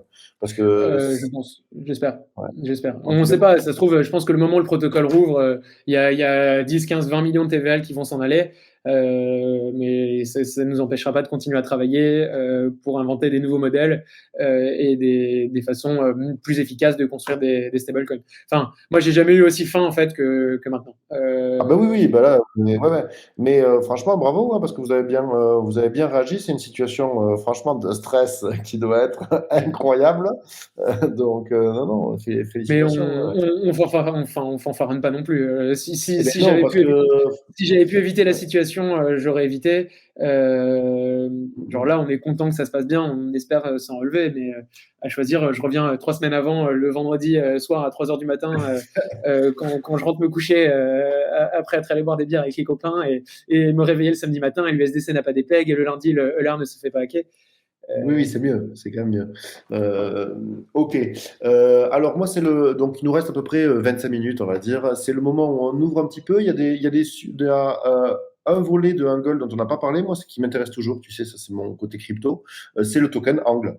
Ouais. Donc en fait les fonctions, donc fonctions décisionnaires, hein, de DAO, un petit peu la courbe d'émission, et donc tu as donné, hein, ces fonctions, enfin on les a évoquées rapidement, hein, mais c'était évidemment gouvernance, qui dans votre cas a l'air quand même active et comment dire, est cruciale puisque Ouais, en qui fait était active au moment où il vous y avait de avez l'argent en jeu. C'était pas tout le temps active, elle c'est est pas tout pas le tout temps le temps actif, active. mais ce que je veux dire, c'est qu'il y a des tokens de gouvernance qui servent franchement pas à grand-chose. Là, quand tu votes un haircut, c'est quand même une vraie décision de gouvernance. Ouais. Après, avoir, donc voilà, vous l'avez appliqué, c'est pas toujours le cas de. Il y a les pour et il y a les contre sur les DAO. Et l'autre côté que tu as dit, c'était aussi subvention. C'est-à-dire qu'il y a un petit côté subvention. Ouais, Ce qui est un problème parce que ça crée une pression baissière que tu compenses par le locking, je suppose. Donc, ça, c'est le grand modèle de et les CRD. revenus distribués au locker, parce que le protocole génère de l'argent, enfin générer de l'argent via le core module. Euh, donc le protocole, il y a à peu près 1,2 million de dollars qui avaient été distribués en un an aux détenteurs Ouais. de tokens de VEANG. Ok, donc ça c'est les revenus, parce que voilà, moi c'est des trucs ça m'intéresse, c'est quelques métriques, donc ça c'est les revenus du protocole, Non, les les revenus du émissions. protocole étaient plus élevés que ça, mais une partie des revenus sont allés vers les VEANG.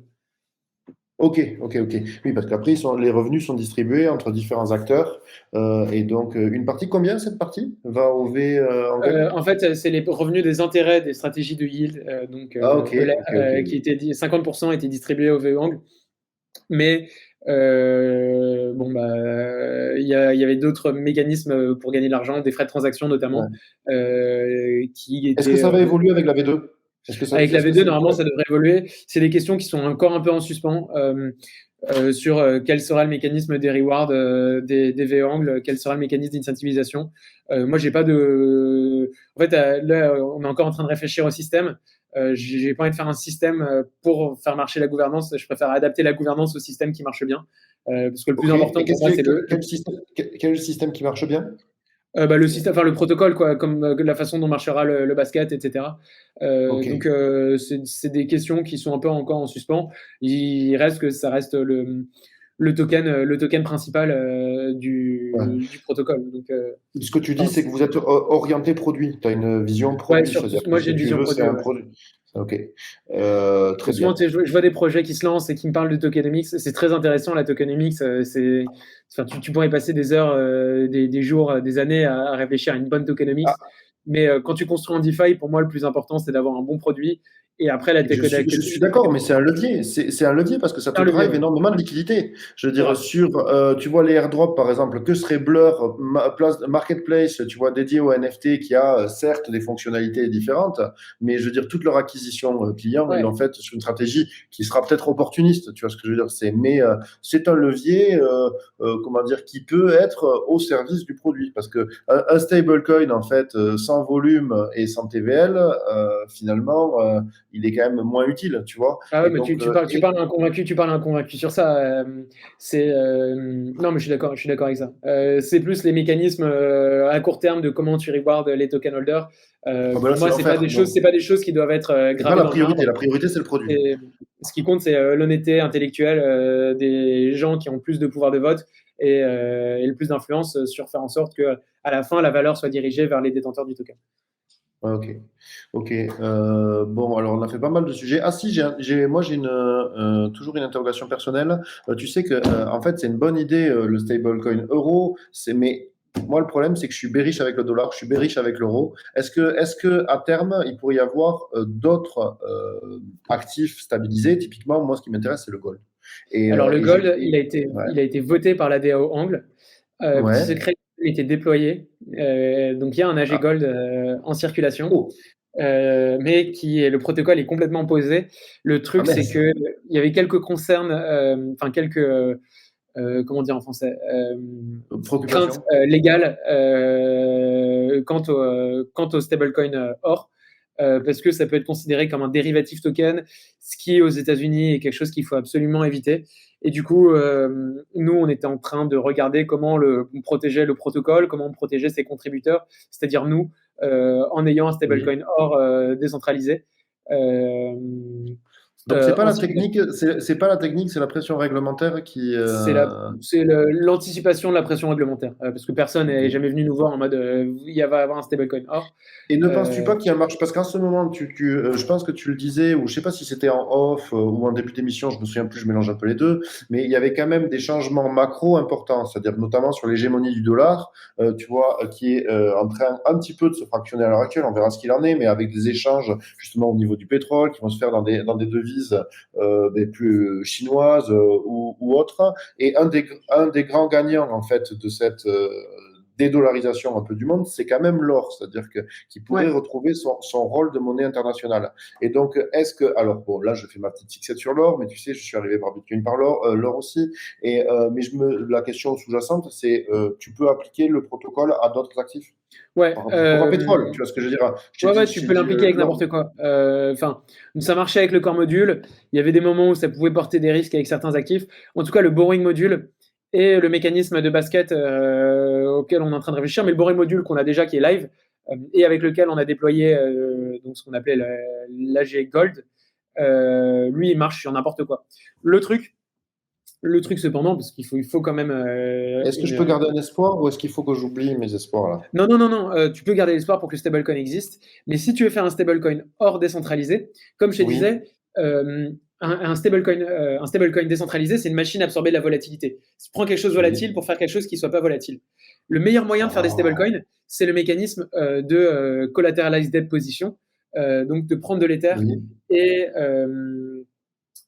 pour emprunter le stablecoin.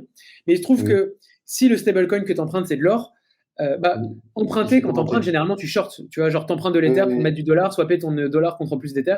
Et si ton stablecoin il est collatéralisé par de l'Ether, c'est-à-dire que quelqu'un est prêt à mettre de l'Ether pour emprunter son or. Et donc, soit il a une opportunité deal quelque part avec son or qui fait qu'il n'a pas à le vendre et donc bah, il fait un profit en or, mais c'est un profit sur ce qu'il a emprunté. Soit bah, c'est une personne qui a pris du levier sur l'or. Et auquel cas, bah, ça veut dire que tu es bearish or, tu vois. Et le truc, c'est que C'est un actif, ce que je veux dire, c'est un actif directionnel. bah, Donc, voilà. quand tu empruntes, quand tu émets via un stablecoin décentralisé, un stablecoin, tu es directionnel, mais généralement du côté Vers le pair. bas. Mm. Et c'est pour ça que Liquidity, je dis que je suis pas sûr que ça scale énormément. Un autre truc, c'est que potentiellement, tu as de la liquidité sur le marché secondaire. Tu vois, mettons que tu as une pool AG Gold USD, mais pour être liquidity, quand tu es liquidity provider dans une pool sur index, globalement, il faut que tu te prépares à te retrouver exposé à l'actif le plus faible de la pool. Et donc, si tu es LP, mais que tu es bullish or, tu n'as aucun intérêt à être LP.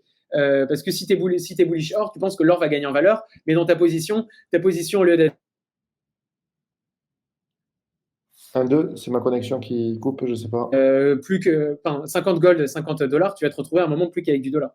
Donc, ça marche, mais je suis pas sûr que ça scale. Et tu vois, j'ai vu, voilà, j'ai vu ce que mentionnait Coinbase, ils ont fait un tweet en mode on réfléchit à des stablecoins de lutte contre l'inflation. Pareil, je pense pas que ça marche. Parce que si tu es prêt à emprunter un stablecoin décentralisé contre l'inflation, pour moi, ça ne peut pas marcher. Ou alors, c'est un stablecoin comme. C'est pas vraiment l'inflation que tu traques, c'est un stablecoin qui te paye un yield comme le modèle de Frax, Maker et celui vers lequel j'ai envie qu'on tende vers pour la G-Euro, qui te paye un yield. C'est pas exactement l'inflation que tu fais. Mais un stablecoin qui résiste à l'inflation, décentralisé, la meilleure façon de le faire, c'est un mécanisme de CDP. Donc, il faut qu'il y ait des gens qui soient prêts à emprunter le stablecoin qui résiste à l'inflation. Et pourquoi emprunter un stablecoin qui résiste à l'inflation et donc shorter l'inflation quand je peux emprunter du dollar et après swapper vers ce stablecoin qui est mieux que l'inflation, tu vois. Et pareil, pourquoi ce stablecoin qui résiste à l'inflation. Enfin bref. Pour moi, le mécanisme de CDP, ça fait référence, enfin, c'est pas que ça, mais il y avait un article, je crois, de Arthur Hayes qui en avait parlé. Je sais pas si tu avais. Ouais, donc ça, c'est le modèle du corps module, hein, le mécanisme de Arthur Hayes. C'est le mécanisme où tu vas voir avec un Ether, tu ouvres une position delta neutrale, un short Ether, et tu reçois le funding rate ou tu payes le funding rate en fonction si les gens sont plutôt longs ou plutôt short. Ça, c'est le mécanisme du corps module que je décrivais avant. C'est les détails. Mais pareil, genre, si tu prends un mécanisme décrit par Arthur Hayes pour faire un stablecoin qui résiste au dollar, bah, tu vas mettre ton Ether. Les gens viennent avec ton Ether, ils vont le swapper contre ton stablecoin qui résiste au dollar. Bah, toi, il va falloir que tu ouvres un short sur un marché Ether, dollar, mais corrigé de l'inflation. Mais les funding rates que tu vas devoir payer vont être beaucoup plus importants que les funding rates que tu devras payer sur un marché Ether dollar. Parce que je préfère short Ether, le dollar qui résiste à l'inflation par rapport à l'Ether, enfin l'Ether contre le dollar qui résiste à l'inflation que l'Ether contre le dollar. Enfin, bref, c'est un peu technique. Je pense pas que ça marche. Disons que ça marche, mais c'est pas l'actif, les commodités, c'est pas les actifs qui se prêtent le mieux en fait. En décentralisé. Ça marche en centralisé, ça marche très bien en centralisé. Oui, mais avec le risque réglementaire. Avec le risque réglementaire, avec le risque de contrepartie. Un actif synthétique, en fait, elle se prête mal au protocole de stabilité, en fait. Exactement. Parce que tu n'as pas les contreparties financières qui vont vouloir prendre les positions qui hedgent l'ensemble. Voilà. Si je comprends. Tu l'as parfaitement résumé. Ok. Mais c'est parfait. Mais moi, je suis content. Et ben là, on peut ouvrir. Là, c'est la fin. Hein, donc là, on lâche les vannes. C'est le moment des coups de cœur, des coups de gueule. Donc, parce que tu as. Donc, sur les stablecoins, je suis pas mal interrogé. Vous, Angle, vous êtes intégré. Donc, moi, j'ai découvert quelques petites folies dans la défi à travers les différentes intégrations que vous avez faites. Donc, je suppose que c'est. Alors, attends, tu sais que je peux retrouver. J'ai des milliers d'onglets. Oui, il y avait quoi? Il y avait StakeDAO. Il y a il y a évidemment il y avait Euler, il y a des Atrix que je connaissais pas, Curve, AAV, donc vous êtes intégré avec différents protocoles, Atlantis, donc ça avait l'air d'être plus comment dire, off-chain asset. Ouais. Est-ce que tu as des alors là j'ai cité des noms comme ça, j'ai fait du name dropping, mais toi donc qui a eu ton épiphanie, ton Eureka dans la défi, qui travaille sur le marché des stablecoins, donc qui est intégré et qui voit plein de protocoles, tu nous en as parlé un stablecoin qui n'était pas encore girographe ou quelque chose comme ça, qui n'était pas encore Gyroscope, pardon. Voilà, qui n'était pas encore sorti. Donc est-ce que tu as des quels sont les projets que tu suis et que tu trouves sympas? Donc, moi, tu as compris que j'étais assez porté vers tout ce qui était tokenisation d'actifs centralisés ce qui m'intéresse, c'est pas forcément le concept de finance décentralisée, même si je pense que c'est super important. Moi, c'est le concept de finance, d'open finance, de finance ouverte et transparente, qui n'a pas à être décentralisée. Et donc, moi, mes projets coup de cœur, c'est tous les projets de tokenisation d'actifs de finance classique et pour les porter sur les blockchains. Ondo, par exemple. Moi, j'aime bien l'équipe Ondo. Je m'entends très bien avec Romain de Ondo, que je salue. Mais c'est surtout Bakkt, qui est un BACKED, parce qu'il y a plusieurs Bakkt en crypto. Bakkt Finance. Eux, ils tokenisent. Ils ont lancé ils sont capables de tokeniser n'importe quel type de securities, donc des actions Tesla, des actions Apple, des actions Google, Ah donc ouais, ok. des trésors. De Et ça, pour l'or. moi, de l'or. Même si l'or, c'est un peu plus compliqué à tokeniser. Paxos tokenise déjà très bien l'or. Ouais. Mais je suis très bullish sur Bact et c'est les projets qui m'intéressent le plus en ce moment. En fait, Oh, tu vois, en DeFi, genre, j'ai pas le sentiment qu'il y a eu beaucoup d'innovations depuis 2020. Genre, les vraies grosses innovations, c'était quoi? C'était l'AMM, c'était Uniswap, Uniswap oui, Curve, oui. c'était les protocoles de lending avec Compound, c'était les stablecoins décentralisés, Maker. Et depuis, on est un peu que sur des itérations. Il n'y a pas eu, j'ai pas le sentiment qu'il y a eu des aussi grosses innovations. Il y a eu des itérations, des trucs super bien qui sont arrivés. Je pense que Angle, on en fait partie d'une certaine façon, même si on n'a pas réinventé la roue, mais on a quand même contribué à notre pierre à l'édifice. Euh, mais il n'y a eu aucun vrai changement de paradigme. Et donc, je n'ai pas de projet DeFi spécifique qui m'impressionne particulièrement. Moi, c'est plus Ok. sur vont permettre à la DeFi de rentrer dans une autre étape. Donc, c'est moins shiny, c'est moins impressionnant techniquement, mais c'est vraiment les backs qui m'intéressent le plus. Ok. Ensuite, au niveau infra, est-ce que tu as des trucs d'infra, genre, parce que vous êtes déployé sur différents layers, Ouais, il y a des guerres à ce niveau-là. Attends, et sur les anciens quand même, Curve, l'évolution en fait des protocoles AAV, Curve avec justement l'émission de stablecoin qui sont en dollars, tu dois le suivre ça, ouais, je suis bien. C'est parfaitement aligné avec ce qu'ils font, hein. Enfin, AV, c'est super facile de faire un stablecoin. Je le disais déjà il y a un an. Ils n'avaient pas encore annoncé leur stablecoin. Marc m'avait envoyé un message. Il m'avait dit bien deviné. Euh, Et donc, Ouais. non, c'est facile à faire pour eux. Je trouve ça logique qu'ils le fassent. Et je trouve ça toujours bien qu'il y ait l'innovation. Le mécanisme de Curve USD, il est très intéressant, Ok. complètement innovant. Je suis très curieux de voir ce que ça va donner. C'est très synergétique avec le protocole Curve, qui est un peu le kingmaker des stablecoins. Et donc, le fait que Curve fasse un stablecoin, au lieu que le revenu des CRV, enfin, que le revenu aille vers DAI et Frax. Tu vois, Frax, ils font leur revenu essentiellement sur Curve. Genre, Ouais, ouais. que Curve arrive à tirer une partie de ce revenu-là, pour moi, c'est un move assez évident. Ok, d'autres surcouches, par exemple, de la défi. Donc, il y a quelqu'un qui dit Upwine ou Pendle ou transformer en fait des yields variables en lead fixe. C'est quelque chose que Ça, tu c'est suis. un truc.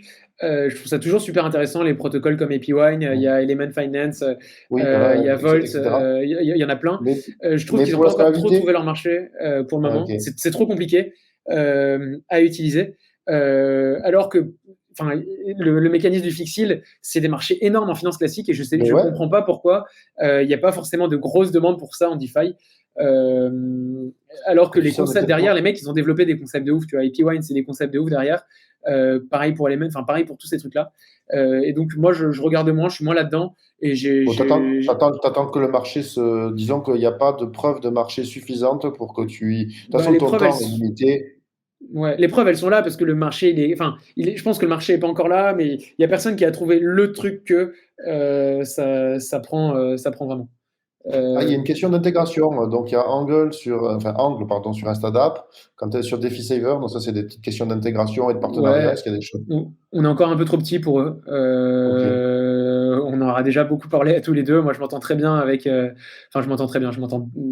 J'interagis souvent avec Samyak Jain, le fondateur d'Instadap.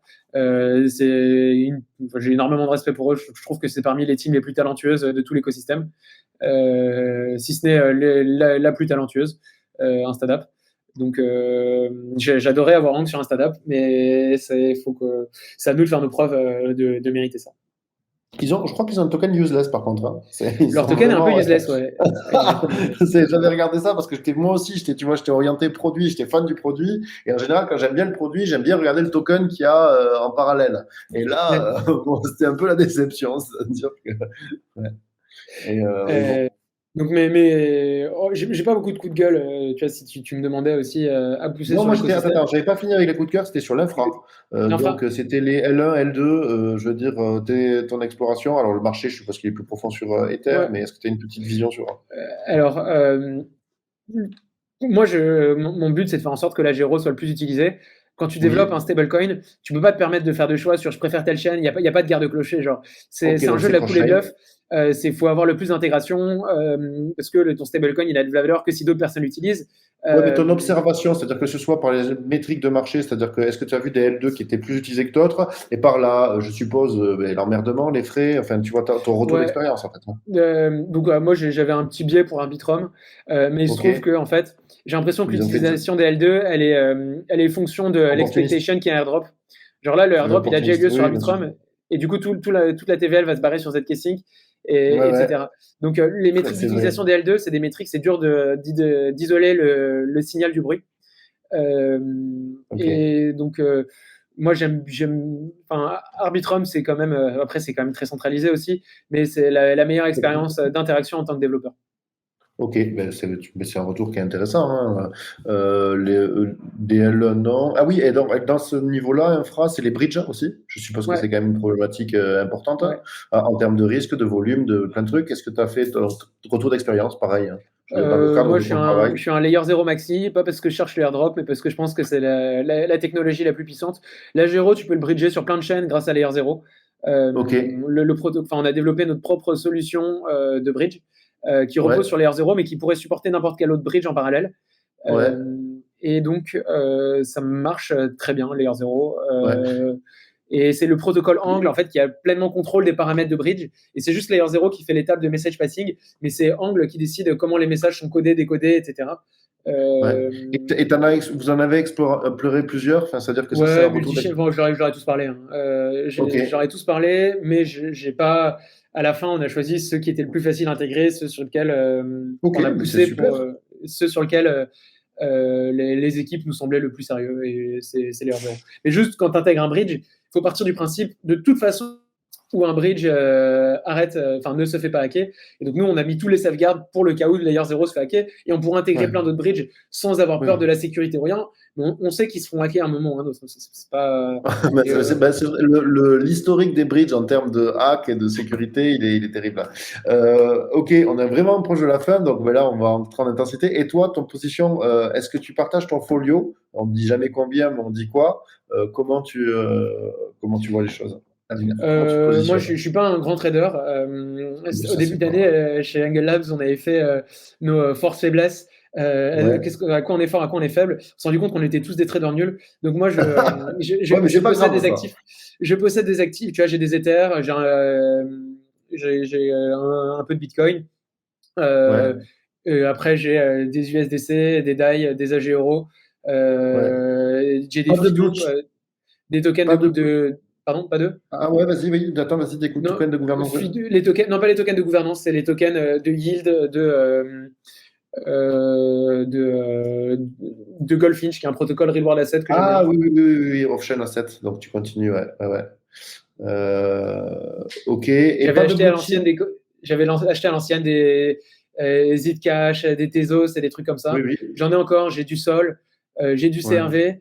Ça, c'est les layer one. Ouais, Euh, moi, je vais plutôt te demander sur les blue chip défis. Tu non, vois, surtout CRV. CRV, c'est tout. Ok, ok. Eh bien, écoute, c'était très intéressant. Moi, j'ai hâte de pouvoir réutiliser à nouveau Ouais, moi aussi. ce beau protocole, de le voir évoluer. Je te remercie pour ton temps. J'invite tout le monde, voilà, on fera une rediffusion, allez voir sur vos réseaux sociaux. Est-ce que vous avez des besoins, par exemple, au recrutement, ou des choses comme ça? Bah là, ça a été un peu mis en pause avec la situation Oui. du hack. Donc, on Des- attend un peu d'y voir plus clair. En tout cas, enfin, toutes les équipes sont restées. L'équipe Angle Labs, en tout cas, reste la même. Mais enfin, on recrute toujours activement. On est toujours à la tête de bons profils. Nous, ce qui nous Bon, intéresse, c'est et de pour vous travailler avec des contacter, superstars. Pour nous on peut inviter les contacter gens sur Discord, Sur Twitter? Discord, ouais. Ouais. Ça. Ok. Eh bien, merci encore pour ton temps, Pablo. Moi, j'ai appris beaucoup de choses et donc j'invite tout le monde à te retrouver sur tes différents réseaux sociaux et voilà, et à découvrir par soi-même l'expérience que vous offrez. Trop bien. Merci beaucoup, Benoît. C'était un plaisir d'être là. Et n'hésitez pas, les communautés, à nous contacter sur Discord. Voilà. Merci.